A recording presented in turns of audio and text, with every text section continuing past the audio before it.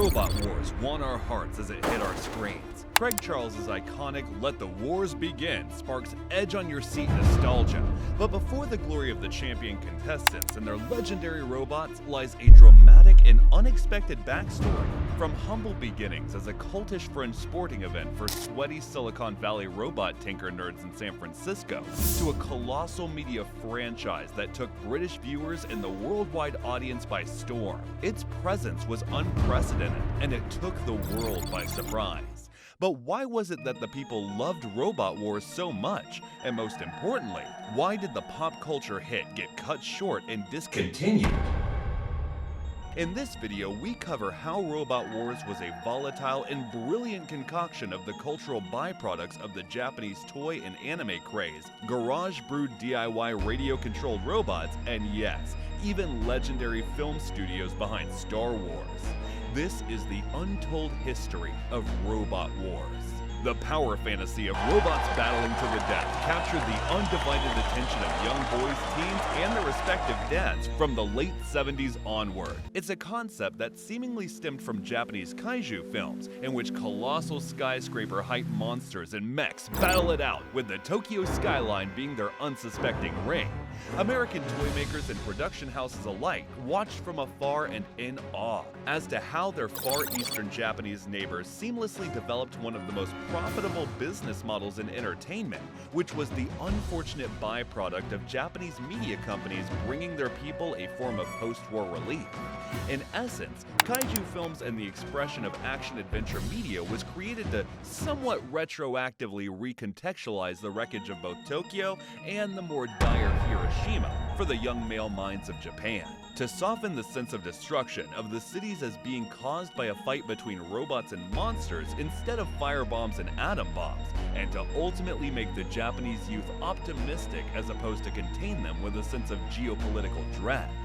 Japanese toy makers and showrunners worked closely to design toy lines and subsequent TV shows to cyclically promote both the toys they manufactured and the anime they developed. They understood the youth of the generation was the way into any market. This concept of media merchandise promotion came into prominence in America with franchises like Transformers, which took direct inspiration from Dieclone, die-cast robot figurines that transformed into vehicles, aircraft, and spaceships battling it out. Little did they know, this Japanese concept of cyclical media merchandise promotion would birth one of the most valuable IPs worldwide, Star Wars. Legendary American producer George Lucas's right-hand man, and arguably the reason why Star Wars made it to the big screen, Gary Kurtz, was a major detractor to this media merchandise business model. "I could see where things were headed," Kurtz said. "The toy business began to drive the Lucasfilm empire. It's a shame they made 3 times as much on toys as they do on films. It's natural to make decisions that protect the toy business, but that's not the best thing for making quality films. The emphasis on the toys, it's like the cart driving the horse," Kurtz said. "If it wasn't for that, the films would be done on their own merits. The creative team wouldn't be looking over their shoulder all the time." He was angered that Star Wars, a film which he himself produced, wasn't a film series that stood on its own with its own merit. He was weary of a Japanese business model bleeding into the American entertainment industry. However, nothing could be done to stop the pop culture craze that followed. When it comes to show business, the business side of things takes precedence, and numbers are the main metric. When looking at the highest-grossing media franchises, Star Wars sits at a colossal $46.7 billion, being the highest-grossing film medium. But Pokemon sits at the #1 spot at $88 billion, a somewhat metaphor and testament to the success of the Japanese media merchandise model. Ironically, in the end, it was the business side of show business that led to both the rise and the fall of Robot Wars. Lucasfilm took notes from the wildly successful Japanese production houses, and in the 80s spawned its very own toy division, imaginatively titled Lucas Toys. A certain Mark Thorpe, a lead designer at Lucas Toys, took inspiration from the wildly popular radio-controlled toys and robots from American and Japanese cartoons that flooded the shelves of supermarkets, and most importantly, its tenure at Lucasfilm. One day I took the vacuum off the tank, and as I looked at it, the 8-year-old boy in me envisioned its potential as a dangerous toy with battery-powered tools mounted on it. I had a vision of it cutting its way through a wall. That reminded me of my fighting vehicle toy concept, which brought forth the entrepreneur part of me, as it was instantly clear that this was how to make the idea work. I could stage events and invite competitors to build their own vehicles to compete in them. He quietly tinkered away at a radio-controlled robot vacuum cleaner, which was ultimately unsuccessful of being a market-ready product. However, there was a major upside to his secret project. His failed robot vacuum stemmed the idea for a robot combat sport, aptly titled Robot Wars. In 1994, Mark Thorpe organized a Robot Wars event and held the first competition at the Fort Mason Center in San Francisco. But Mark Thorpe wasn't the only Lucasfilm employee to bolt together dangerous robotic tech machines for the Robot Wars. Jamie Hyneman, yes, that Jamie Hyneman of Mythbusters fame, who was then a part of the Industrial Lights and Magic team, was the mad scientist turned engineer behind the legendary Blendo, the half-dome-shaped spinning death trap. Adam Savage, who was working for Jamie at the time, aided the engineering of Blendo and was shocked by Jamie's murderous robot concept. Jamie was like, I have an idea for a robot. I want to make a spinning disc that we spin up to 30,000 revolutions per minute and then send it into that arena. For comparison, Adam Savage's dental drill, let's not ask what myths he was trying to bust with that thing, didn't spin that fast. In short, Jamie's initial concept of Blendo was much more dangerous than the friendlier version that made it to the battles, which can only lead you to imagine the amount of health and safety regulations the other early robot prototypes violated. This is just one of the many testaments as just how unhinged, creative, and off-the-wall the passionate competitors of Mark Thorpe's Robot Wars events were. Between 1995 and 1997, 3 further Robot Wars events took place in America, and unsurprisingly enough, its pop culture potential and ability to gather an audience garnered the attention of music labels and TV production houses alike. In 1995, hip-hop label Profile Records partnered with British television production company Mentor to produce and televise a Robot Wars event in the UK, with hopes of ultimately getting funding and bringing it to TV. They wanted to produce a made-for-television format of Robot Wars, as opposed to the cultish, in-person live spectator events originator Mark Thorpe hosted. It would mean more potential views, a wider audience, and ultimately, more profit. They hosted a Robot Wars event opposite the BBC Centre in London, where 3 British-made robots battled it out, with 3 of the veteran American robots being Thor, the Machine, and the Master. Their risk was successful, and in 1998, history was made. 6 Robot Wars episodes were commissioned to be televised on BBC Two. Jeremy Clarkson of Top Gear fame was the inaugural presenter of Robot Wars. Even then, he was known to be outspoken, brash, opinionated, and witty, a seeming fit for British viewers. The then young and lively Philippa Forrester, the host of the BBC's flagship science program Tomorrow's World, was the pit reporter, interviewing contestants before and after the action. However, Clarkson seemingly saw this as a side gig rather than a priority. Top Gear was an international spectacle, while Robot Wars seemed to him like an outlandish, unserious game show. He wasn't overly warm or engaged with the competitors, and was even harsher to the robotic labors of love. Clarkson frequently made sly jokes about competitors and their robots, such as remarking that the legendary contestant robot Scarab looks like cheese on toast. It wasn't soon after the first series had wrapped up that Clarkson experienced scheduling conflicts due to Top Gear and retired from his post. But all wasn't lost. Craig Charles filled in the gap and went on to be the face, brand, and personality of Robot Wars. When you think to yourself Robot Wars, the show and his bombastic presence are inseparable. But due to the wild concept of the show, he had his reservations at first. On the first day, I was in the dressing room and looking in the mirror and looking down at the arena, and they were pulling the robots into the arena on an invisible twine because nothing was working. And I was thinking, oh my god, what have I done with my career? And you know, within the blink of an eye, it was the most watched show on BBC Two.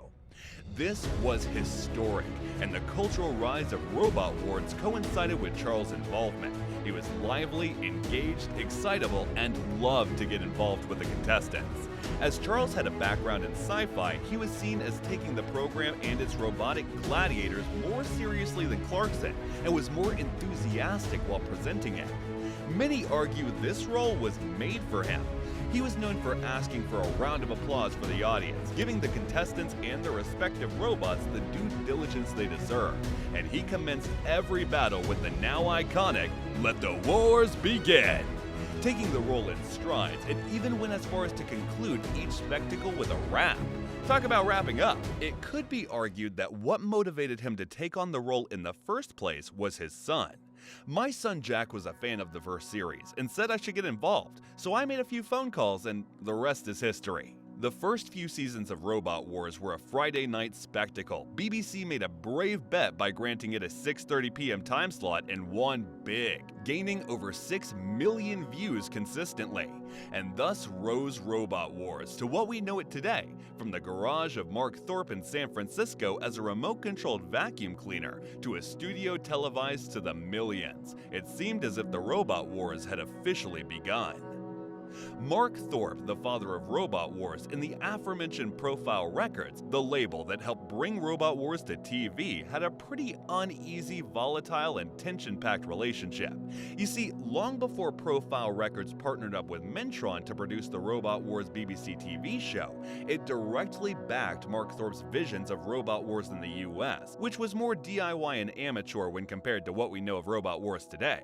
And worst of it all, in the eyes of the producers of Profile Records, it was unfit for profit. What followed spawned a legal war more so than a robot one. We'll spare the details of the lengthy legal battle, but in short, Mark Thorpe wanted complete creative control over the Robot Wars concept, but he didn't foresee it coming to the wider audience of mainstream American TV, let alone British TV. You can see a stark difference between the original Thorpe-led American Robot Wars. It was tailored to the live spectator audience, dimly lit, edgy, and raw.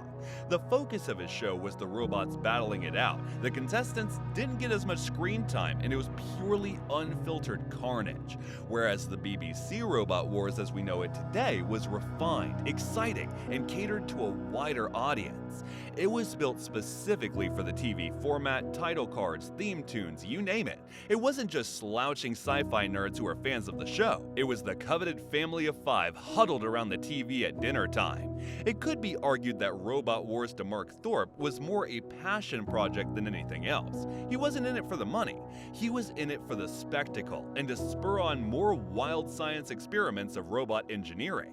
After all, he was working at Lucasfilm and saw firsthand with the Star Wars franchise how the act selling out for a wider audience, and more importantly, a bigger check, could compromise the integrity of a franchise. Robot Wars could be seen as his act of rebellion against the money-obsessed, producer-backed, high-budget media at the time, which he was obviously getting exhausted with. Robot Wars was completely Mark's thing, a perfect marriage between science fiction visuals and remote-controlled toys, all brought to real life. However, Profile Records, the backers of Thorpe's Robot Wars, had to give out exceedingly large loans to keep the competitors going, and with Mark's hardline ethos of prioritizing creative freedom, it didn't seem like there was any return on investments being planned. And in comes Steve Plotnicki, founder of Profile Records and Mark Thorpe's polar opposite, or the antagonist of the story, depending on how you view things. Steve Plotnicki grew weary of Mark Thorpe's lack of enthusiasm when it came to capitalizing on the Robot War franchise. During Robot Wars 1995, Plotnicki released that no real profit was being made from these events and felt like he was burning cash without any sight of recuperation on the horizon. The nail in the coffin for the writing animosity, however, was that Plotnicki discovered that Mark Thorpe was on Profile Records' payroll, making $1,000 a week. Adjusting for inflation meant Mark Thorpe was raking in $8,000 a month in today's economy for curating and hosting the Robot Wars events. What made matters worse was that these payments were never outlined or agreed upon during the initial joint venture agreement. Mark Thorpe was dangerously toying with the trust of Profile Records. What shortly ensued was a lengthy battle for ownership between Plotnicki, the reason why the original Robot Wars was funded, and Thorpe, the Lucasfilm creative who conceived the whole concept of Robot Wars.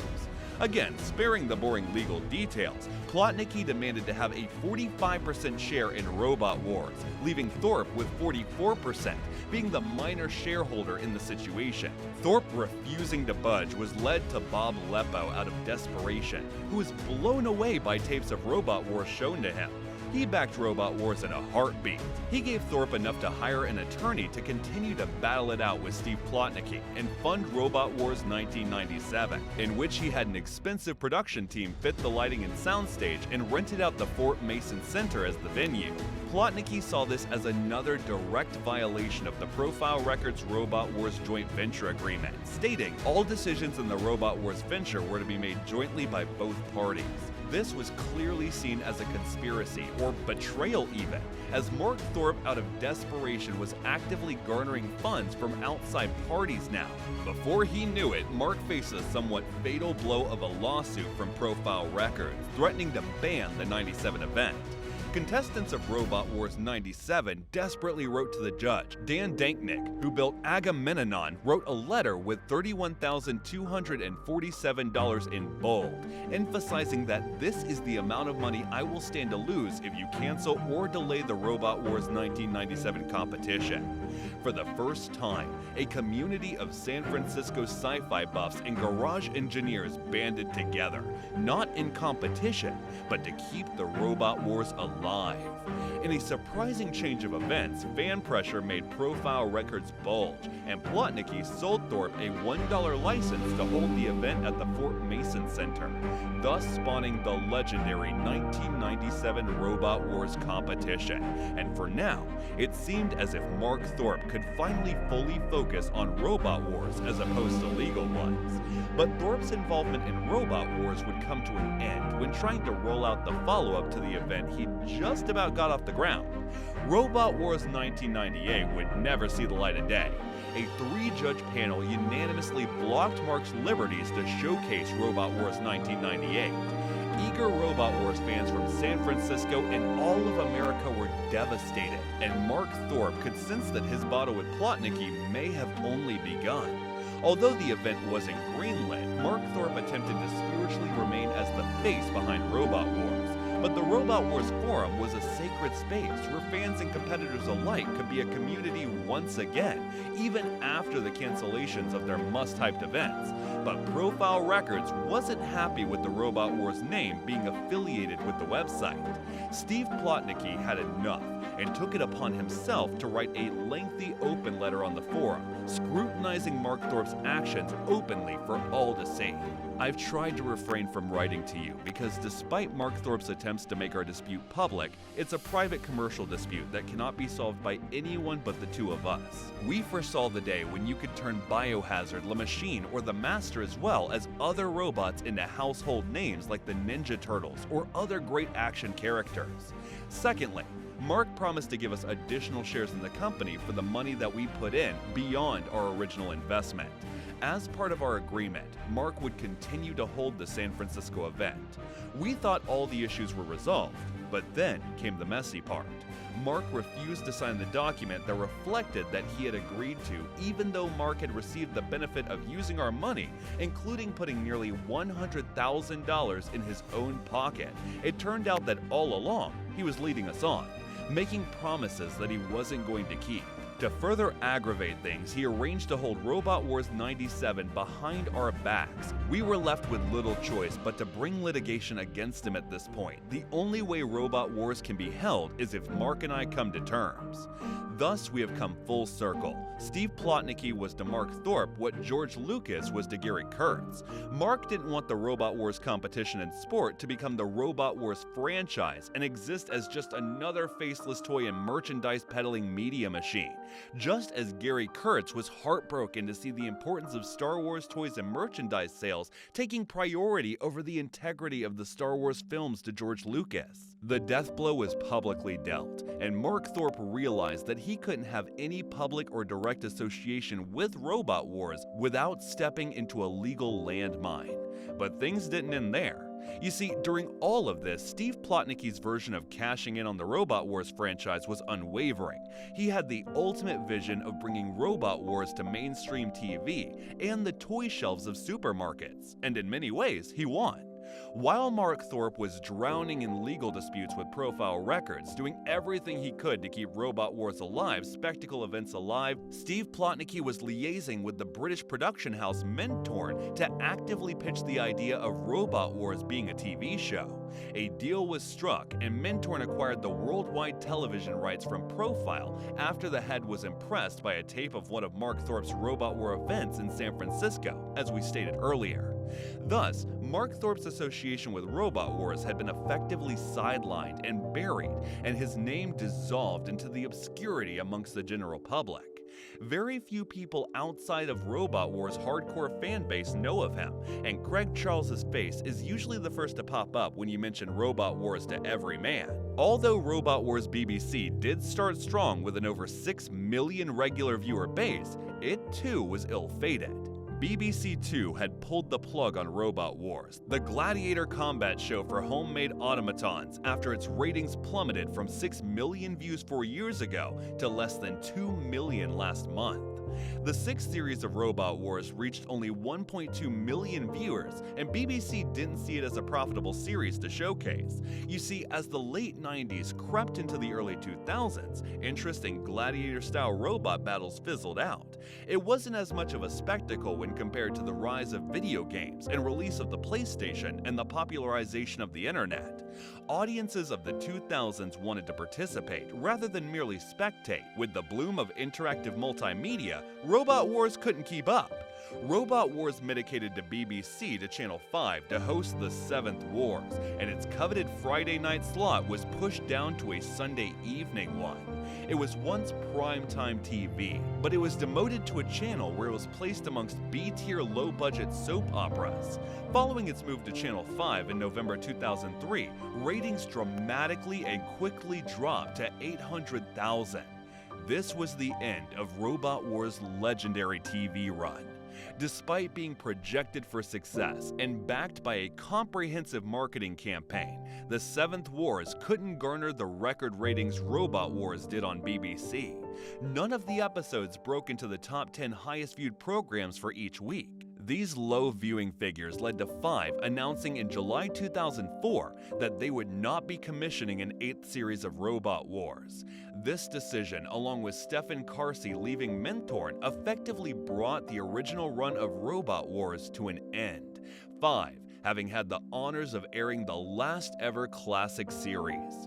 Unfortunately, 5 will not be commissioning a new series of Robot Wars or broadcasting repeats in the near future.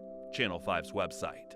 The Robot Wars franchise ungracefully fell from being a wildly popular Friday night spectacle loved by all to a daytime children's TV show, as Jetix bought the rights to the 7th Wars to show edited 30-minute reruns of the show. For this migration, instead of being pitted against soap operas and low-budget TV, Robot Wars was put alongside action cartoons. From Mark Thorpe's garage to the Fort Mason stage in San Francisco, to Craig Charles's unmatched presenting, to millions of eager viewers, to plummeting ratings, all the way down to reruns on a cartoon channel. That was the fall of Robot Wars. The fall of Robot Wars was unfortunate and unforeseen. The behind-the-scenes legal battles somewhat matched the on-screen action of metal being pierced and sparks flying.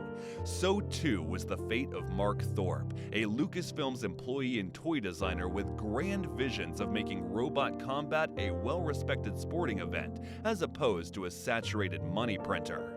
What do you think? Was Mark a fool to not profiteer from the Robot Wars franchise by making it a media merchandising licensing machine like Star Wars? Or would you say if it weren't for his drastic actions, we wouldn't have seen the legendary Robot Wars 1997 that arguably immortalized it as a sport? Alternatively, could it be argued that Steve Plotnicki's bigger picture approach to bringing Robot Wars to the mainstream is the reason it came to British and then worldwide TV, becoming what it is today?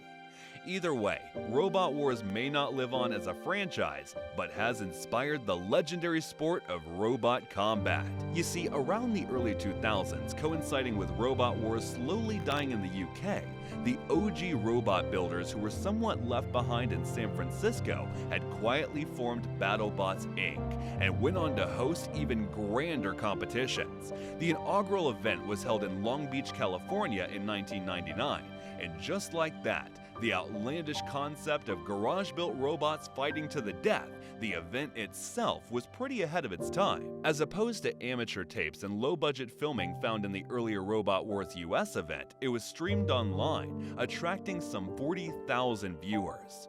Lo and behold, in 2015, it seemed as if the sport of robot fighting was finally perfected, as BattleBots was picked up once again, now airing on Discovery, and more importantly, exploding on YouTube. If Robot Wars was the concept that captured our imagination of robot battles becoming a well-respected sport, BattleBots effectively executed upon it. But it's nowhere near that simple and straightforward. Much like the troubled, dramatic, and volatile production of Robot Wars, BattleBots faced its own share of battles to become the worldwide spectator sport that's taken the internet by storm today. So tune in as we'll soon be covering the untold history of BattleBots.